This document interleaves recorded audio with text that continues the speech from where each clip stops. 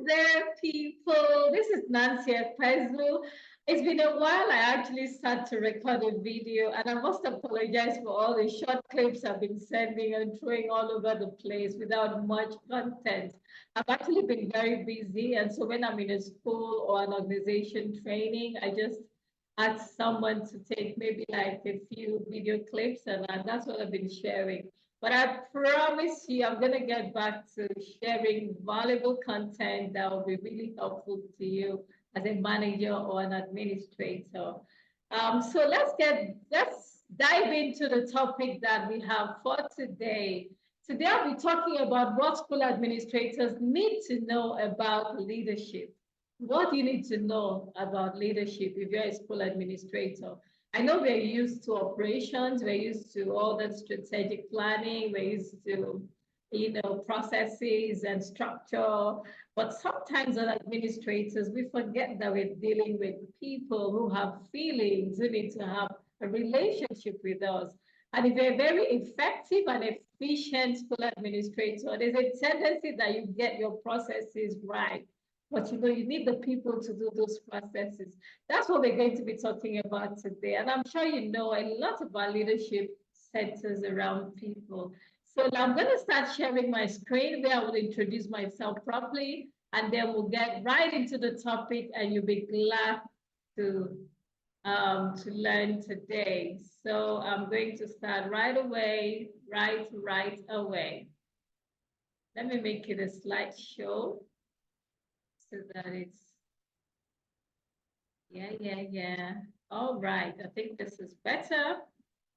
All right, so what school administrators need to know about leadership. Like I said earlier, I'm Nancy Ekpezu, and I'm the lead consultant at Pezu Smith Consulting. Oh, why is this not moving? Okay, I get it. All right, so I'm Nancy Ekpezu, and why am I covering my pretty face? You need to see my pretty face. I'm Nancy Ekpezu, and I'm the lead consultant at Pezu Smith Consulting. I'm the author of 5 amazing books. Incidentally, 3 of them are in printed copy. My first book was Dear Educator, which was published in 2019 and has sold almost 1,000 copies. And then The School Administrator's Companion, which was published 2 years after. And then, of course, Effective Boarding House Administration, which was published a year after The School Administrator's Companion. And I've also gone ahead to publish 2 other books, albeit in ebook format. The School Storekeeper's Companion and From Curiosity to Mastery, my ChatGPT story. You can get all of these at the end of, I'll share how you can get all of these at the end of this presentation. I'm also a life coach, a trainer, a speaker, a TEDx speaker, a facilitator, and I've led 4 schools as a school administrator between 2005 to 2019. I missed that figure there. I led a team of over 100 employees and over 1,000 students on my last job, which was in a reputable multinational where I was the executive school administrator reporting to the board. I've also received, that was until 2019 when I resigned to start my company, Pezu Smith Consulting, and that's what I've been doing since then. I'm the founder of the Facebook group Educational Administration Network, which currently has over 16,000 members from various countries. I've received several local and several international awards, and I've also appeared on several TV shows and a lot of radio interviews. In fact, this week I've had 2 radio interviews. And that's me here at CBN Africa, where I was their guest sometime last year, I think. And that was my celebrity pillow given to them by me, which I cherish so much. So that's a bit about me. You can find out more about me at www.nancyekpezu.com. So we're looking at the heart of leadership. That's the first thing we're looking at, building relationships. Like I did in my introduction, like I did say, you do not have to focus on just the processes and the procedures, policies, and all of that in a school or an organization. when you're an administrator or a manager. You cannot lead a team without building relationship with the people that make up the team. Because for you to have a rounded team, an effective team, you have to be able to manage the people. And I must say at this point that you need a lot of emotional intelligence to do it, and your people skills, and understanding of people, what trips them, what makes them happy to come to work, what motivates them, what energy are you bringing to the table when they relate with you? Are you constantly criticizing and raising the bar such that they never reach it and are feeling discouraged? Or do you nudge them to grow them into that level? Are you approachable? Okay, so let me go to the next slide. And to do this, to be able to build a relationship with them, you have to be approachable. I recall once an employee told me that I was not a very approachable leader, and that made me sad because I do know that I told them I had an open door policy, but I think they wanted someone they could come to and just, have a coffee with and gossip. I do not like gossip when I'm a manager or an administrator of an organization. But as much as possible, I keep an open door policy, but I always let them know that there's a boundary to it and you don't come talking down on others. If you find something someone is doing that is wrong, please come tell me in a professional manner with the intention to resolve it, not to put someone else down. You see that when you're approachable, people come to you with all kinds of things, and some to curry your favor, some to put others down, some to play dirty politics. So when you're approachable, you also have to draw boundaries so that you keep it professional without losing your touch of ethics and professionalism. But of course, you know what I mean. Be approachable. Don't be the stern boss who comes to work and everybody's running away from you as if, they're really scared. They shouldn't be scared of you. Rather, you should evoke a positive respect that is due to your position without making them scared of you. So number one is be approachable if you need to build relationship with them. And you do need to build a relationship, so you have to be approachable. Another would be to show empathy. Yes, we have our policies, we have procedures, but there's a human face to policies and procedures. And I'm not talking about picking favorites on your team. I'm talking about positively, looking at putting yourself in the shoes of your employees. For example, it's a really rainy day and some of them do not have cars. Everywhere is flooded. Maybe a staff member stays in a part of town where it has just rained cats and dogs, and she gives a call that, oh, she's sorry she might not be able to make it to work today because her house is flooded. Yes, you'll be angry as a boss. Yes, why didn't you take permission earlier? But this just happened suddenly. At that point, as an empathetic boss, you quickly make an arrangement to cover up for her while you call to even know how she's faring. Okay? Imagine also that someone has gone into labor prematurely and had already applied for maternity leave for a certain time, but it now has to go earlier. You have to show some empathy to such things, okay? You have your written policies, which are supposed to be cast in stone, but you should also make room for people to put yourself in their position. And but you shouldn't do this to the point of being weak such that they walk over you as a boss or a leader. No, that's not what I'm talking about. Step back and ask yourself, if I were in this position, especially for people who have gone the extra mile for the organization. There are people who stay after work, work for hours. Your closing time is 4 p.m. They stay there till 6 out of the love they have for your organization. And then one day something happens that they can't make it to work on time, just once or twice. I don't think that's enough for you to just want to kill them, what you can do is at least show some empathy while you encourage them to do the right thing. Because we live in an uncertain world, and believe me, nobody is perfect. Okay, they're going to miss it sometimes. So show some empathy to build relationship with them.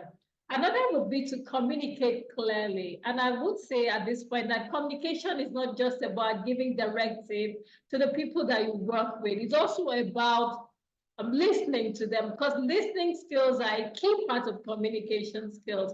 And as a leader, as an administrator, as a boss, you must always make the time to listen to your people, to get feedback to them, to also communicate your feedback to them. Okay, to communicate directives, to communicate a sense of direction, to also get their feedback. Very important. Communicate clearly. Communicate in a way that people understand what you're trying to put across to them. Communication is not complete until the people, the audience, your staff understand what you're trying to say. I hope that helps.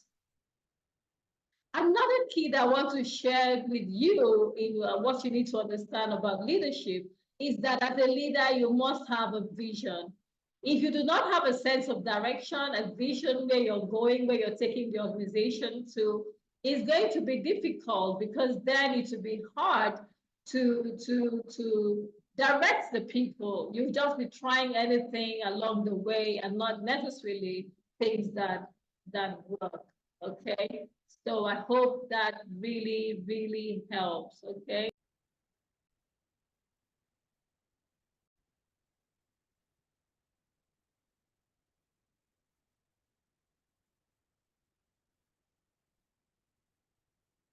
So I was saying that something happened. I'm sorry, I have to go back to the recording. So I was saying something about the heart of leadership, and then I also went into the vision. All right, so that is it. So you must have a sense of direction if you're leading people. You must lead them somewhere. You have a clear vision where you're going. Sometimes not too clear, but at least you have an idea and you can keep working to get there. So about having a clear vision and where you're leading the people to, every great leader has a vision. Okay, if you do not have a vision, then that's terrible. I usually advise my clients to have a vision party, and they always laugh when I say that. I tell them you have a day when you declare your organization open, and then you have the red tape, and everybody celebrates. But you should have a vision party where you actually show everybody what it was that was burning in your heart when you started this organization. And that's where you're leading the people to. Then you craft a mission statement out of that vision, which tells you how you're going to do it. And when you take over as an employee in such an organization, you should also be able to buy into the heart of the founder, what was in his or her heart when he or she started that organization, so that you can craft a sense of direction where you're moving the staff to. Yes, every school has a mandate to educate children, but how they do it is different from school to school. Some pay attention to special needs, some pay attention to hands-on application, some are very particular about problem solving, some are particular about morals and skill development, a whole lot. And then you have to have a sense of a vision, okay? Involve your team. When you have this vision, don't just keep it in your head and say, oh, this is where we're going. Earlier on, I had talked about the need to, or something is itching. I had talked about the need to communicate to your staff. So involve them and do that through communication and delegation. Be clear and concise about what you're doing. Okay, don't give ambiguous directives to the staff, which could be pretty confusing. And then leave your vision. Don't just tell it to the people, leave it also. And that brings me to the third key, which I'll be sharing, the things that you need to know about leadership as an administrator. Decision making is very key. Okay, and in taking decisions, you need to balance logic and intuition. Every leader takes sound decisions in a timely manner. So if you're always dilly-dallying about decision making, that is not a plus for you. It's not a good sign at all. So learn to take decisions. In taking decisions, gather information from the people that matter. Get their input. Trust your gut. Trust your gut feeling. There are times you want to take a decision and everything on paper looks good, but something tells you this is not just right. This happens to me a lot, even during recruitment. There are times I have great candidates, they look all together, they look the part, they wear the nice suits, they speak really great English, their CV looks amazing, they have the credentials. But I just have a check on my inside, like, well, this person has it all on the outside, but don't hire them. And a lot of times I have obeyed my gut. I've always been right. I'll give you an example. I had a client in Abuja who needed a school administrator. And believe me, it was the least likely candidate who got that job. And today we're so glad we hired her. The school owner keeps reaching out to me and saying, Nancy, this is my best staff ever. She's amazing. She has the attitude. She has a teachable spirit. She's developing the skills. She has the persona now. She's developed it. She's been able to package herself into that role. But you know, before I took her, it was such a tough decision because we had lots of qualified people who had the experience. She didn't even have the experience as much as a lot of the candidates I ended up not choosing. And they looked together. A lot of them spoke really great English with a great accent, which was a plus for that position. But you know, as I just thought to myself, like I looked at my inside and I said, I need the best person for this position who will not come with toxicity or come to, pollute the staff against the school owner. Because the school owner was going to be out in the United States of America pursuing a program, and she wanted someone she could trust. And the word trust kept ringing on my inside. I want to say my spirit man. I'm a woman of faith, by the way. And so as I just woke up one morning, I said, I'm tired of interviewing people. I just need to decide today who I'm choosing. And this lady's name popped up in my mind. And I said, really? I went to her CV, I had a look at it, and I said, well, we can group her into the role. Reluctantly, I invited her over and re-interviewed her. And then I told the owner that we were offering her the position. If one or two people didn't think she looked the part, but today she's actually performing far better than we ever expected. That's the power of trusting your gut in decision making as a leader, as an administrator. Okay. Sometimes people even come to your office to report a case and you just sense their motive. They might not even know it, but something just says, oh, they want to get someone else in trouble, or they want to paint someone else black to be in your bad book so that they can look good. So you have to be very intuitive, develop your intuition as a leader for decision making. And I'm not saying depend on just that. Of course, you have to look at facts and figures. You cannot be a manager or an administrator without data. Data is very important, but above all of that, and plus data, activate your gut instinct, your intuition. And learn to be decisive. Don't be the leader who keeps saying, oh, I'll think about it every day. I'll think about it. After a while, nobody's going to take you seriously because great people, great leaders always take decisions. They are decisive. It's better to take a decision and later realize you could have done it better than to always be sitting on the fence. After a while, your subordinates will not trust you. And that's where I have a problem with school owners or school business owners who do not delegate authority to the managers so that they can take decisions. Decision taking is very important and it has to be done in a timely manner. If you take the right decision at the wrong time when it's too late, it's as good as you didn't take a decision or that you took a wrong decision because the harm would have already been done. Okay, there are several instances in schools where a decision has to be taken promptly and you have to rise up to the occasion. Another thing I want to talk about is empowering your team. Okay, building trust and giving them trust, building trust with them, and also supporting them. You cannot be a great leader if you do not empower your team. All the teams I've led, there's always something they say about me that I support them in achieving their goals. And one of the things I do is to leave people always better than they were, whether they admit it or not. I open doors for them. I enlighten their eyes about their understanding in their career. I help them get out thinking out of the box and to see a new perspective to the things that they do and to achieve a lot of times more than they had ever thought they would do.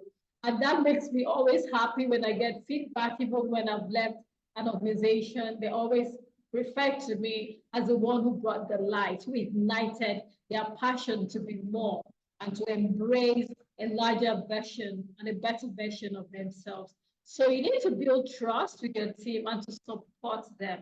And to do that, you need to provide professional development to them.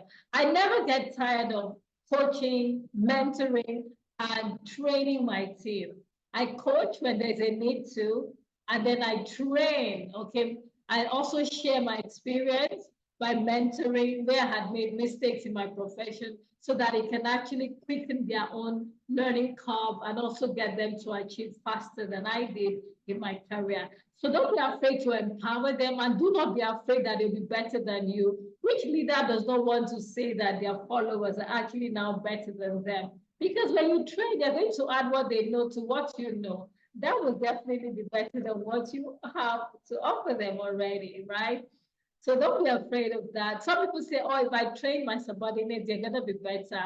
You shouldn't think that way, because if you do, it means you're also not improving yourself. After you've given out what you have, you should be able to pour more into yourself, because you are also engaging yourself in professional and personal development. So you're not meant to give and then remain at that same spot. How about that for a thought? Another would be to delegate effectively. Make sure that you delegate effectively. And that there's a whole lot I can say about delegation, and I hope to do a series on delegation. And I must confess that delegation was one thing I found really tough as an administrator when I started out. It was just difficult to think that you have to entrust all of that to someone, but I had to learn, and I learned it the hard way. I should have learned this a lot earlier in my career, I confess. Okay, so you need to also recognize and celebrate your staff. Who doesn't like to be recognized? Who doesn't like to be celebrated? Why do you think dogs go to a show and the owners are there jumping? Hey, that's Bonnie. Hey, that's Harry. That's my dog. That's Bingo. You know, just to have a ribbon on their neck and to be recognized as the best dog, or the cutest, or whatever it is that the contest is about. You know, even your staff like to be recognized, they like to be celebrated. Even you as the manager or the administrator, you would love for the board to recognize you. I know how I felt, and I had 3 years in a row outstanding performance on my last job. Because guess what? I put in more than 100% of my time and energy and effort and professionalism and ethics to achieving the things I did on the position. And it was such a great feeling to know that I got outstanding performance, which was the highest on our ranking for performance. Okay, and I felt really good. So recognize them, celebrate them. If you have to have like a staff of the week award, staff of the month, staff of the year, staff of the term, whatever, anything that makes them feel good and happy and special for achieving. Do not ignore that. Another thing I want to chip in is handling challenges. You need resilience and adaptability. Hey, come on, we're in the 21st century. And one of the things this century is to be adaptable, to have cultural intelligence, to have resilience, to develop resilience, because so much is thrown at us. And there's a whole lot about mental health issues. So you need to develop inner strength, inner resilience, and adaptability.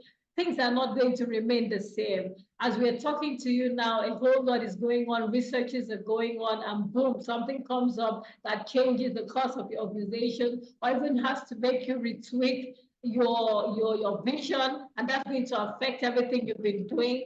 Come on, if you do not have resilience and adaptability, how are you going to cope? You need resilience, you need adaptability, because it will not be a smooth ride all the way. Always remember that. So to handle challenges, stay positive. And if you're in a country such as us, Nigeria, where there have been so many challenges lately, I want to chip in a word that, look, you just need to stay positive. Again, be flexible, seek support, and keep learning. Those are ways that you can handle challenges.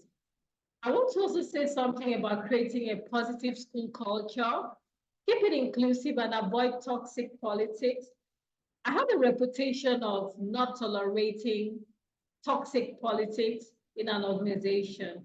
I like to foster inclusivity, and I do not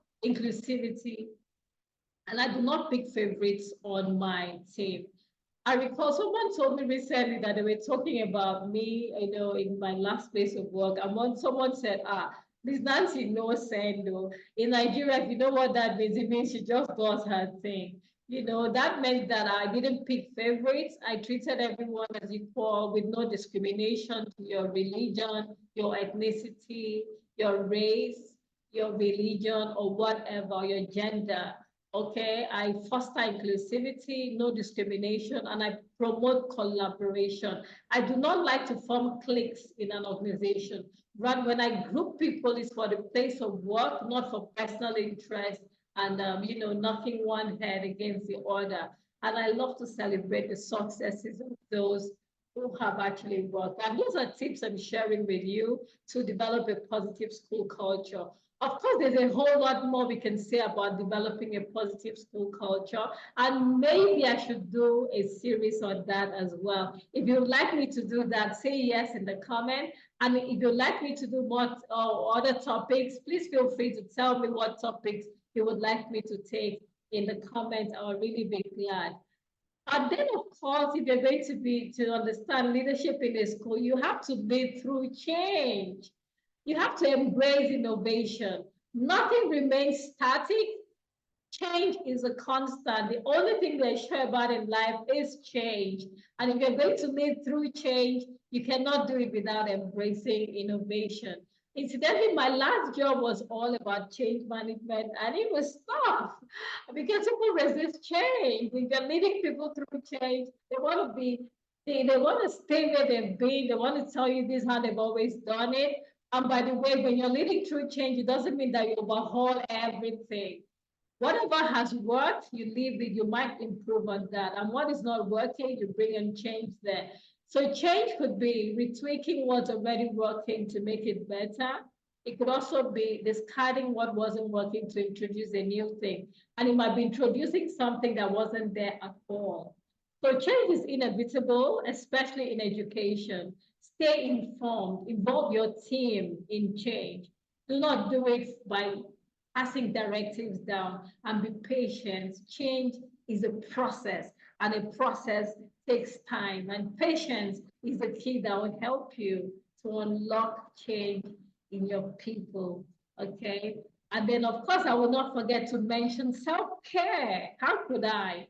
You need to take care of yourself. If you have read my book, Dear Educator, you will remember that I dedicated an entire chapter to self-care, because I recall working for 2 whole years, 2.5 years actually, almost 3, without a break. And believe me, once we were in a meeting and the governor of the board of directors of the governing council was looking at me and was like, Nancy, are you okay? And I was just staring in the air because I could feel the weight of not having taken a break in 3 years just dawning on me. I had a breakdown, and it was so obvious, And so I urge people, much as I am an acclaimed workaholic, I have learned it the hard way to take care of myself as a leader. And even now that I'm an entrepreneur, I work around the clock, but there are times I just shut down and take a break. And even as I speak, I'll be taking a break somewhere, and I'll also be traveling soon to just relax, I take also short periods of just few days and going off, okay? But take care of yourself so that you do not have a burnout. It's very important. Leading a school can be demanding. Do I ever need to tell you that? You already know from experience. So it's easy to burn out if you're not careful.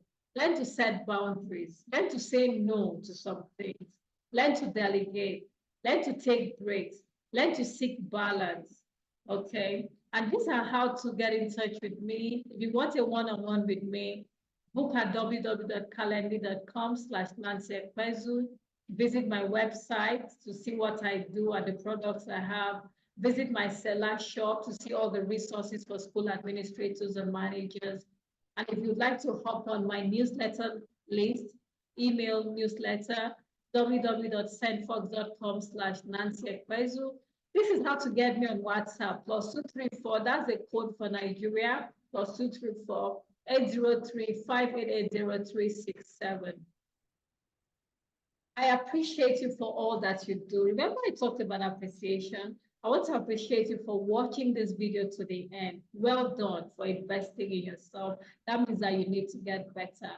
And at this point, I'll be recommending my book, Effective Boarding, the School Administrator's Companion to you, which is available in ebook format. We've run out of the printed copy. That copy I just showed you now is my personal copy, and I'm not selling it. The cost of printing has been crazy in Nigeria lately, so we had to make sure that we have it on seller as ebook, and we also have it on Amazon. The paperback delivery is usually within Nigeria, but I do not know when I'll be printing new ones. So reach out on this on seller.co/m/Nancy Ekpezu to get your copy. I really, really appreciate you, and I thank you that you were able to listen to now. So make sure to subscribe to this channel, share the video to help my algorithm, and also recommend my videos to others in your network. If you're a member of an association, please share this video with them so that they can like, share, and comment. And do not forget to comment, like it, and subscribe. Thank you very much, and do enjoy your journey as an administrator. Remember that I'm here to help you so that you do not make the mistakes that I did, and so that you can have the victories that I did and much more than I did. Until I come your way again in another video, remember to keep it positive, stay strong, and be resilient, for we live in crazy times. Thank you.